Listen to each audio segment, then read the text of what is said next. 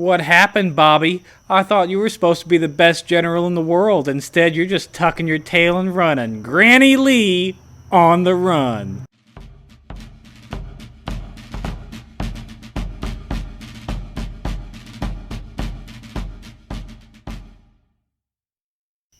Hello and welcome to Civil War in Hindsight. I'm Lieutenant Tommy. With me as always is Prospector Johnny. And this week, Prospector begins with poor Granny Lee just fleeing and running for them hillsides. Oh no. Oh, did he get scared? Was there too much of a war happening and he had to run? He did. Too much of a war and battles. So he had to fight. Poor baby. Hey, Mr. Bob, I got a recommendation for you.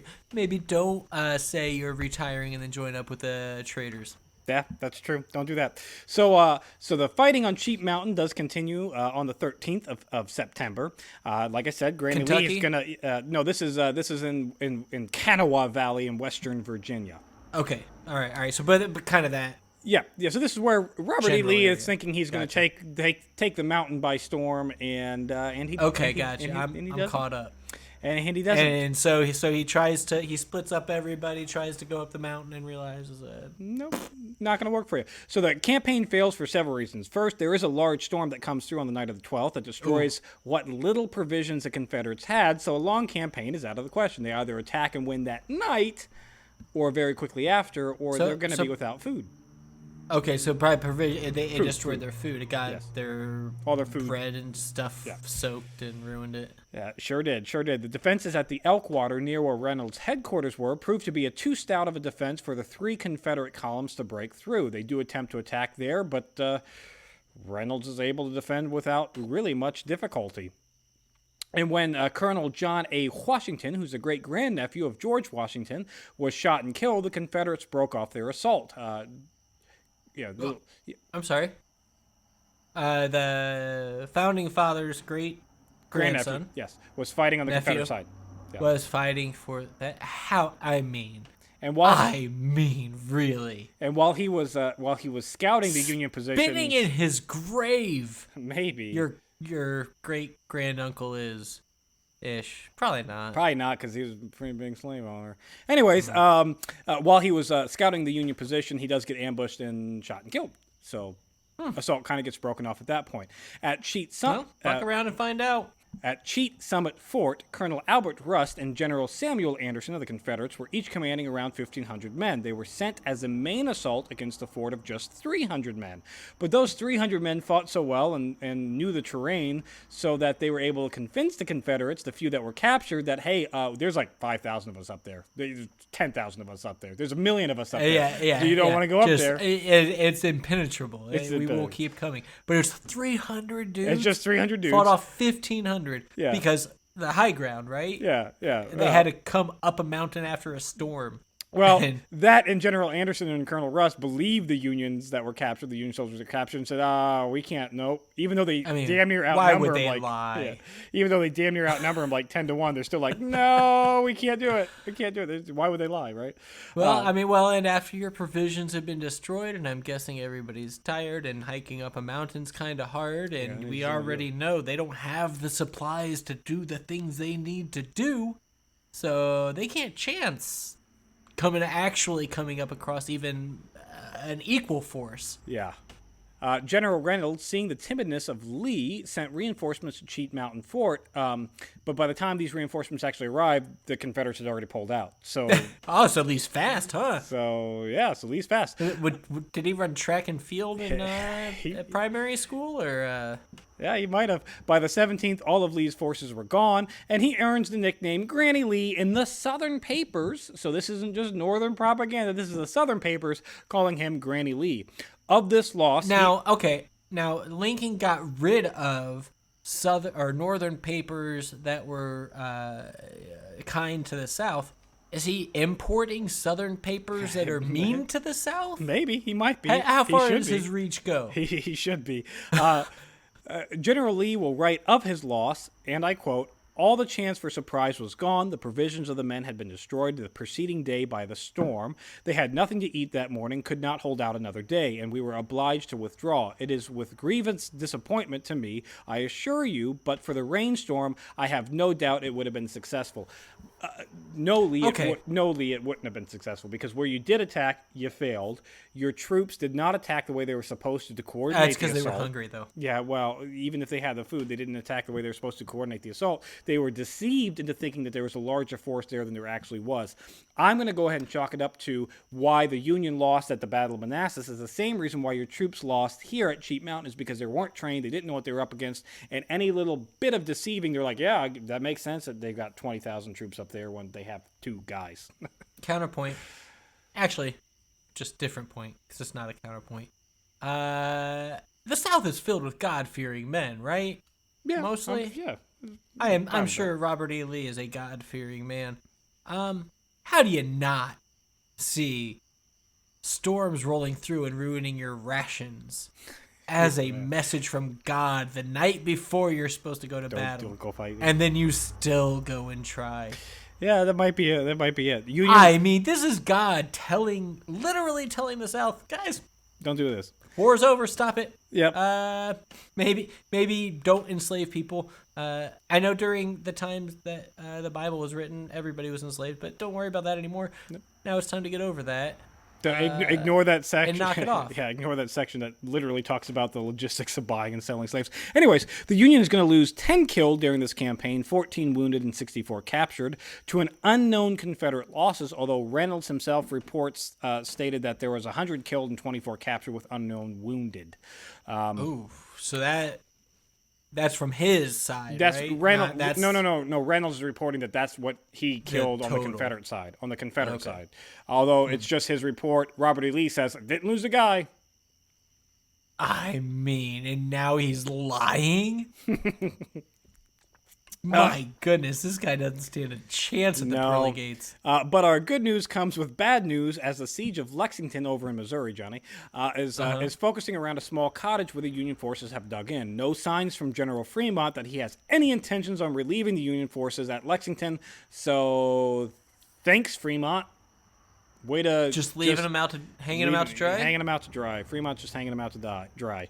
On the 14th, maybe die. Yeah. On the 14th, President Jefferson Davis is going to reject a letter from Joseph. President Jefferson. Yep. I'm sorry, I forgot that. T.P. Davis. Traitor President Davis is going to reject a letter from Joseph E. Johnson, who's complaining about the ranking of Confederate generals. We talked about that last week. He's mad he doesn't have enough medals. Yeah, Johnson. Oh my God, they are children. Yeah. And while this is going on, Confederate privateer, so Confederate pirate ship Judah is going to be destroyed by the USS Colorado. So way to go singing those pirate ships of the dirty, dirty rebels. All right. This blockade is just smashing. Our Navy is up to the task, it seems. They're the ones getting stuff done. At this point, we had a good one in Western Virginia there but that that's probably just because it was Robert E. Lee, and he's like, I gotta run away. I'm scared.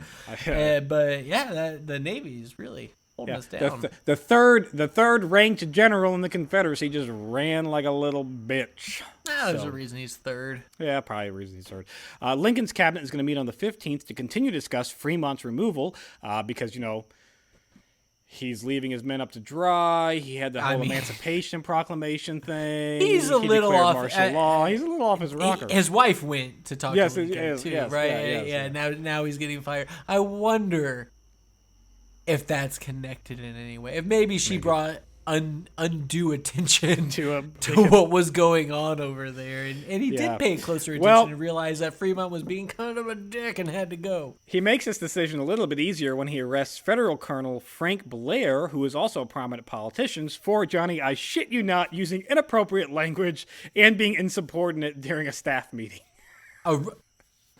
So he said, "What the fuck are you talking about, you batshit motherfucker?" And that was enough. Get arrested for that. Got arrested. I am so glad that my superiors do not care about my language.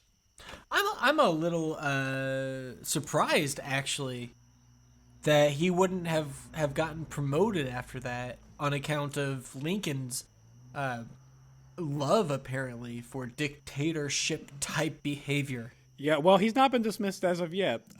So he's still there. What he's happened still, to him? Yeah, he got demoted. No, he hasn't been demoted No, yet. They're not just demoted, Lincoln is nothing. just discussing with his cabinet, like, He's just- should we demote him? Should we get rid of him? And while all this is Yes. going on, while Fremont's arresting people for cussing. Fremont's being his own little dictator over there in Fremont's- Missouri. He's like, oh, we're far enough from Washington. Then He's just I doing can what kind of start my own little hub here. He's just doing what Lincoln's doing, because during the same meeting, Lincoln also is ironically going to defend himself against arresting civilians without charges in Maryland, while at the same time Fremont is being arrested, or is arresting Blair. So this is just Talk about speaking out of both sides of your mouth. Yep. On the 16th, Confederate Major General Price is going to push his troops against the besieged forces at Lexington. For the Union now is just kind of screwed there. They don't really have reinforcements. They're not getting any reinforcements from Fremont. They were left. Fremont's too busy sending his wife to go defend his reputation than actually do his job in Missouri.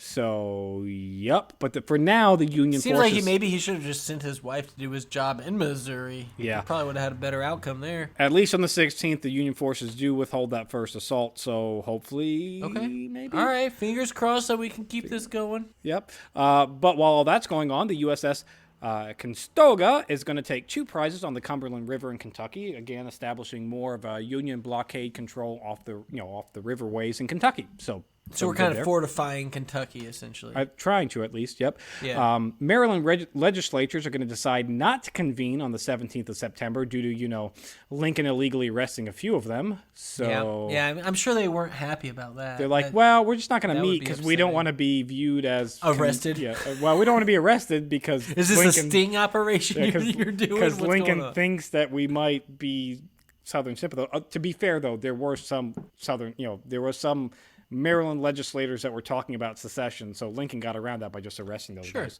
So, Yeah. Okay, that's one way to do it. Some would argue maybe not the appropriate way, but not the democratic way to do it, but yeah, what it are you works. going to do? Yeah. I mean, like we're in a democracy anymore at this point. No, I mean, good not God. at this point. On the 18th... We're at war. Doesn't all democracy go out the window when you're out at war? At least according to Lincoln, it does. Seems to. Yeah. On the 18th, Confederate forces put troops at Bowling Green, Kentucky. There's no Union forces there really to speak of to defend it, so they're just moving in, expanding their reach in Kentucky. While at the same time, the Union's doing the same thing throughout Kentucky. Kentucky's just going to become a war zone in the next couple of weeks, I feel. Do we know how the people of Bowling Green are reacting to this? Or are they acting? Is it open arms or is it more of an occupation? It's an occupation from what I'm reading, but at the same time that this goes on, Union forces respond to it by banning the Louisville Courier to be mailed due to hostility towards the federal forces. So because the Louisville Courier newspaper isn't yay, everything federal, that's going to go ahead and not be allowed to be shipped by the mail. All right, this is more of getting rid of that very unimportant, 28th, 29th, 35th Amendment? Which one is it? Or the first one. Yeah. The very first one. That protects freedom of speech. Freedom of the press and the religion, yeah. The number one. The first one that we thought was important to add. The very, very, they're the pinnacle of it. Yeah. And this week we'll end, Johnny, with awful news because it looks like the Union forces will likely surrender at Lexington since Fremont hasn't sent any relief and is not going to be sending any relief to them.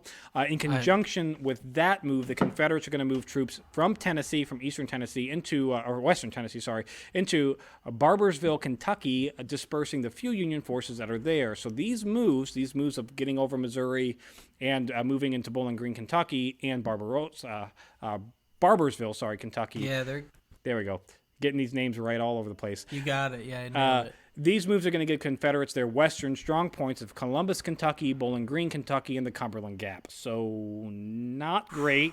Maybe I'm just spitballing here. Ulysses, you know how you went back to Missouri. Can we get you back to Kentucky? I think Kentucky might be a little bit more important than Missouri. Just a scotch, just right now, just to start. Let's get Kentucky back. Can we do that?